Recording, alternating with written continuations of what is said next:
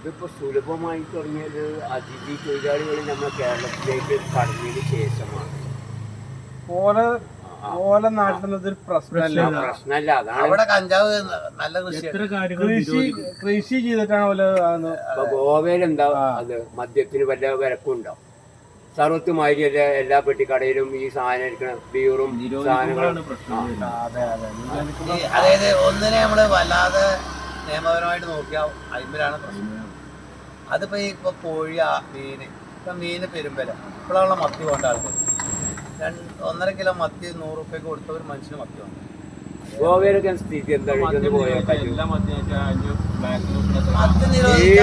കടയിൽ ചെന്നാലും ബീറും ദുരന്തം ഉണ്ടാവും. അതായത് ഇപ്പോഴത്തെ ബീവറേജ് നമ്മളിവിടെ സർവത്ത് വാങ്ങി കുടിക്കുന്ന മാതിരിയാണ്. കള്ളേതായാലും നിരോധിക്കാൻ പറ്റില്ല. കള്ള് ശീതളപാനിയാണ്. വിദേശ മദ്യം നിരോധിക്കാൻ ഇവിടെ വൻ ദുരന്തം ഉണ്ടാവും. പക്ഷെ അവിടെ 2 കാര്യമുണ്ട്. ഗോവയിലൊക്കെ വേറെ കാര്യമുണ്ട്. കള്ള് കുടിച്ചു കഴിഞ്ഞാൽ വല്ല പ്രശ്നം ഉണ്ടായി കഴിഞ്ഞു കഴിഞ്ഞാൽ അവര് ക്ഷീണം ചെയ്യും. അങ്ങനെ ഒരു ഇതുണ്ട്. അതാണ് ആജീവനാധാരത്താണ്. തമിഴ്നാട്ടില് പെണ്ണായാലും ആണായാലും മുഖ്യമന്ത്രി വന്നിട്ട് ആദ്യം ചെയ്ത പരിപാടി ഔട്ട്ലൈൻ ഒന്നും, അതായത് വിദേശ മദ്യ ഷോപ്പുകളൊന്നും 12 മണി കഴിയാത്ത ആദ്യത്തെ ഡിമാൻഡാണ്. 12 മണി കഴിഞ്ഞിട്ട് തുറന്നത് നാട്ട